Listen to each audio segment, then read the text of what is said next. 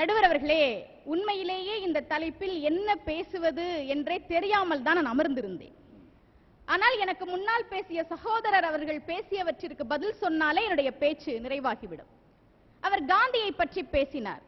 தெய்வீக உணர்வால் தானே இந்த நாட்டில் ஒருமைப்பாட்டை அவர் நிலைநிறுத்தினார் என்று அவர் பேசினார். சாகும்போது கூட ஹேராம் என்று சொல்லிவிட்டு போன தெய்வீக உணர்வாளர் அவர், மாற்று கருத்து இல்லை.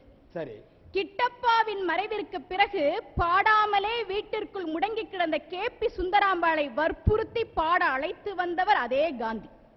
நந்தனார் படத்திலே பாடுகிறார். அந்த படத்திற்காக அவருக்கு கொடுக்கப்பட்ட தொகை 1 லட்சம் ரூபாய். அன்றைக்கெல்லாம் 50,000 ரூபாய் இருந்தாலே ஒரு படத்தை தயாரித்து விடலாம். அந்த படம் வெளிவந்த பிறகு சுல்தான் என்பவர் ரங்கூனுக்கு அழைத்து கொண்டு போகிறார் கேபி சுந்தராம்பாளை. அங்கே கலை நிகழ்ச்சிகள் நடத்தினார்கள். போவதற்கும் வருவதற்கும் 40,000 ரூபாய் செலவானது. ஆனால் அந்த கலை நிகழ்ச்சியின் மூலமாக கேபி சுந்தராம்பாள் சம்பாதித்து கொடுத்த பணம் 3 லட்சம் ரூபாய். அந்த கலை வீட்டிற்குள் முடங்கிவிடக் கூடாது என்று நீங்கள் யாரை தூக்கி வைத்து பேசினீர்களோ அந்த காந்தியே விரும்பினார் என்று சொன்னால் அதுதான் கலையினுடைய சிறப்பு. சும்மா எல்லாத்தையும் எடுத்ததுக்கெல்லாம் பாரதியை தொட்டுக்கிட்டேன். பாரதி உங்களுக்கு மட்டும் தான் சொந்தமா? நான் இல்லையா பாரதிக்கு பேத்தியா? சொன்னான் தான், பக்தியினால் இந்த பாரினில் விளையும் நன்மைகள் கேளடி, காரியம் கைகூடும், சிந்தை தெளிவுறும், அறிவு வளரும், உடல் சொன்னபடி நடக்கும் சொன்னான் தான். அந்த பாரதி தான் சொன்னான், சிந்து நதியின் மிசை நிலவினிலே சேரநல் நாட்டிலம் பெண்களுடனே எல்லாரும் உட்கார்ந்து பூஜை பண்ணுவோம்னு சொல்லல, சுந்தர தெலுங்கினில் பாட்டு செய்ப்போம்னா. சுதந்திரம் கிடைச்சிருச்சு, கடவுளுக்கு நன்றி சொல்லுவோம் சொல்லலாம், ஆடுவோம் பள்ளு பாடுவோம்னு சொன்னான். இன்றைக்கு சொல்கிறேன், நீங்கள் பாரதியை ஒரு தெய்வீக உணர்வாளனாக பார்க்கிறீர்களே, நான் அவனை கலை உணர்வோடு பார்க்கிறேன். இன்றைக்கு காதல் என்ற பெயரால் பெண்கள் மீது நிகழ்த்தப்படுகிற வன்முறைகள் எத்தனை யோசிச்சு பார்க்கணும்.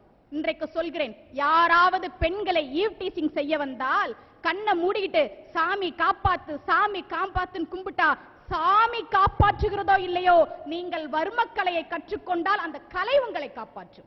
அதனால்தான் பாரதி சொன்னான், பாதகம் செய்பவரை பார்த்தால் நீ பயம் கொள்ளலாகாது பாப்பா. சொல்லி கொடுத்தான் பாருங்க, மோது கீழே உழுவாம் பாரு, மிதி அதோட விடாத, முகத்தில் காரி துப்பு என்று சொன்னான். ஏன் யாராவது பாதகம் செய்பவரை பார்த்தால் அவன் மனம் திருந்தனும் சாமி கும்பிடு பாப்பான்னு நீ சொல்லல. நான் கேட்கிறேன் எதிரணியினரை பார்த்து, உங்களுக்கு முருகன் எப்படி இருப்பான் என்று தெரியும் தானே? விநாயகன் யார் என்று தெரியும் தானே? சிவன் யார், கிருஷ்ணன் யார், மகாலட்சுமி யார், சரஸ்வதி யார், எப்படிங்க தெரியும்? ஓவிய கலை என்கிற ஒரு கலைதான் ஒவ்வொரு கடவுளும் எப்படி இருப்பார்கள் என்று உங்களுக்கு சொல்லிக் கொடுத்தது. நன்றியோட பேசணும். அப்புறம் தேவாரம் பற்றி பேசுகிற போதெல்லாம் எனக்கு கொஞ்சம் தேவாரம் தெரியும். நான் கேட்கிறேன், சுந்தரரை பார்த்து சிவபெருமான் நீ என்ன கும்பிட்டுட்டே இருந்து சொல்லலாம்ல, உன் பக்தி எனக்கு ரொம்ப பிடிச்சிருக்கு, இந்த தெய்வீகத்தோட இரு, எதுக்கு என்ன பார்த்து பாடுனார்? அடியெடுத்து கொடுத்தார் இல்லையா, பித்தா பிறைசூடி பெருமானை அருளாளா என்று. ஆண்டாள் பாசுரத்தை சொன்னால் உங்களுக்கு ஏன் கோபம் வருகிறது? ஆண்டாள் தன் மேனி வாசனையால் அந்த சீனி வாசனையே மணந்தவள், மாலை கட்டி திருமாலை கட்டியவள். நான் சொல்கிறேன், இந்த நாட்டில் எனக்கு எத்தனையோ நாத்திக நண்பர்களை தெரியும். அவர்கள் ஆண்டாளினுடைய பாடல்களை தெய்வீக பாடலாக இல்லாவிட்டாலும் அதில் உள்ள கவிதையை ஏற்றுக்கொள்ளத்தான் செய்கிறார்கள். வாங்க குடம் நிறைக்கும் வள்ளல் பெரும் பசுக்கள், படிக்கிற போதே உடம்பு சிலிர்க்கிறதா இல்லையா? அப்புறம் சிவாஜி எப்படி சரஸ்வதி சபதம்ல நடிச்சதுனாலதான் அவர் நடிகர் திலகமானாரா? உங்களுக்கு ஒன்று தெரியுமா? சந்திரலேகான்னு ஒரு படம் வந்ததுங்க.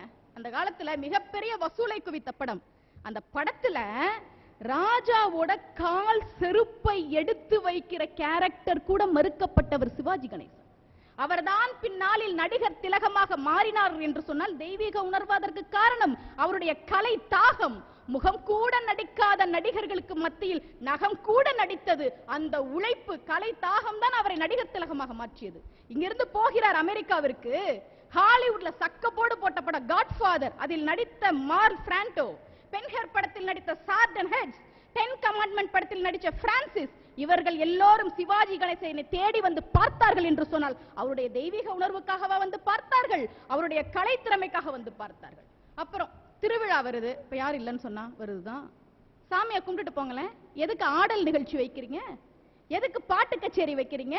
ஆடி மாசம் அம்மனுக்கு கூழ் ஊத்தும் போது எல்லா கோயிலும் எல்லா ஈஸ்வரி தான் பாடிக்கிட்டு இருக்காங்க, செல்லாத்தா செல்ல மாரியாத்தான்னு. கலை தெய்வீகத்தை விட உயர்ந்தது. கலை இருந்தால்தான் கூட்டம் வரும் என்பதை தெய்வீகத்தை உணர்த்துபவர்களே உணர்ந்திருக்கிறார்கள். நீங்கள் உணரவில்லை என்பதுதான் என்னுடைய வருத்தம்.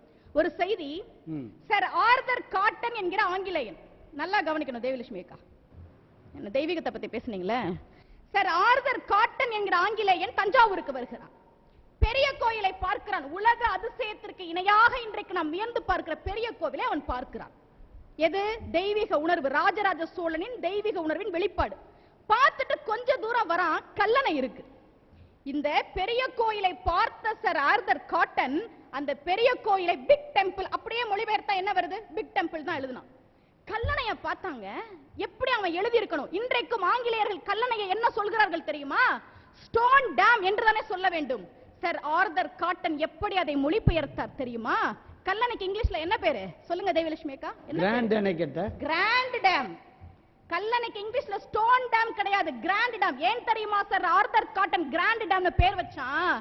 உலகத்திலேயே முதல்ல இப்படி அணை கட்டி தண்ணியை தேக்கி வைக்கலாம் சொன்னவன் கரிகாலன். அவன் எப்படி கண்டுபிடிச்சான் தெரியுமா? கடற்கரைக்கு போயிருக்கான். நம்ம கூட பார்த்திருப்போம், காலை கடல் தண்ணியில நனைச்சிட்டு இருக்கும்போது அலை வரும். அப்ப நம்ம கால் உள்ள போகும், திரும்ப அலை போயிட்டு திரும்ப வரும்போது மறுபடியும் உள்ள போகும், ஆழத்துல உள்ள போகும் இல்லையா? அப்படி காவிரி ஆற்றிலே வெள்ளம் வருகிற போதெல்லாம் கொஞ்சம் கொஞ்சமாக ஆட்களை வைத்து கற்களை குவித்து வைத்தான் கரிகாலன். வெள்ளம் வருகிற பொழுது அந்த கற்கள் அமிழ்ந்தது, மீண்டும் கற்களை அடக்கினான், மீண்டும் கற்கள் அமிழ்ந்தது. அப்படி கட்டப்பட்டதுதான் கல்லணை. அதை பார்த்த சார் ஆர்தர் காட்டன் பார்த்த உடனே oh what a grand dam என்று சொன்னான் இல்லையா?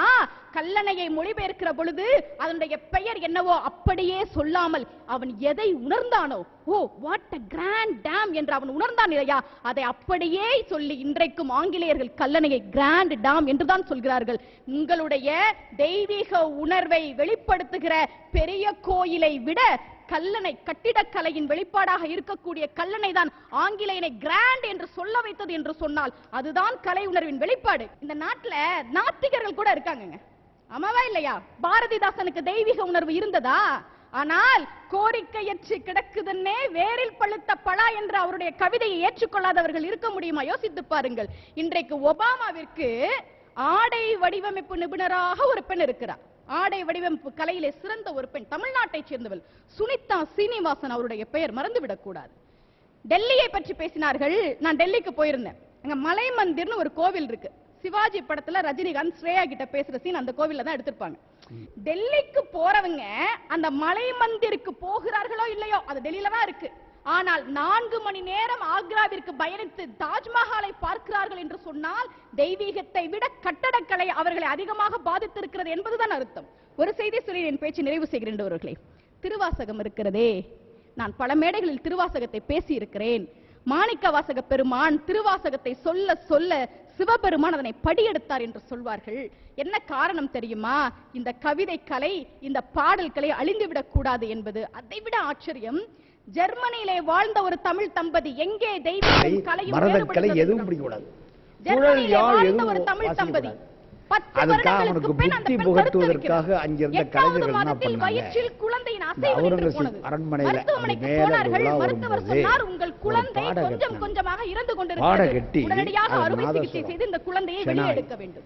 அவள் அழுது கொண்டே தமிழ்நாட்டில் இருக்கக்கூடிய தன் தாய்க்கு போன் செய்தாள். அவள் அம்மா சொன்னாள், என்னால் அருகில் இருந்து ஆறுதல் சொல்ல முடியவில்லை, பரவாயில்லை, ஆபரேஷன் தியேட்டருக்கு போற வரைக்கும் இளையராஜாவோட திருவாசக வீடியோ போட்டு கேளு, உனக்கு கொஞ்சம் ஆறுதலா இருக்கும். அந்த பெண் வாக்மேனை காதுல வச்சிட்டு பாடுங்க, தூக்கிட்டு போறீங்கன்னு அவர்கள் கேட்டா வயிற்றிலே குழந்தை அசைந்தது. வாக்மேன் எடுத்து குழந்தை அசையல. மருத்துவரிடம் சொன்னால் மருத்துவர் ஆச்சரியமாக பார்த்தார். இந்த பாடலை கேட்டுக்கொண்டே இருங்கள்.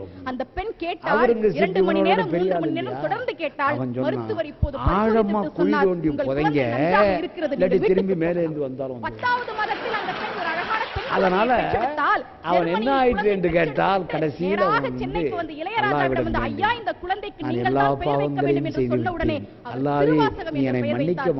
யோசித்து பாருங்கள், திருவாசகம் தெய்வீக உணர்வோடு கூப்பிட்டு கவிதை, ஆனால் அதை இளையராஜா சம்பிரதாயப்படி அடங்கம் செய்ய வேண்டாம், ஒரு அனாதை பணத்தை இன்றைக்கு அந்த குழந்தை உயிர் பிழைத்திருக்காது. அதுதான் கலையினுடைய உணர்வு. கலை இருக்கிறதே ஒரு மனிதனை உயர்த்தும். 1980 பாரதி பாடினான், வெள்ளத்தின் பெருக்கை போல் கலைப்பெருக்கும் கவிப்பெருக்கும் ஏழுமாயின் டீக்கடைகள் எல்லாம் ஹிந்தி பாட்டு தான். வெள்ளத்தில் விழுந்திருக்கும் மனிதரெல்லாம் விழி பெற்று பதவி. ஒரு 10 வருஷத்துக்கு முன்னாடி வெச்சுக்கோங்களேன், அவன் இடத்துல டீக்கடைகள் எல்லாம் ஹிந்தி பாட்டுகள் தான் ஒலித்துக் கொண்டிருக்கும்.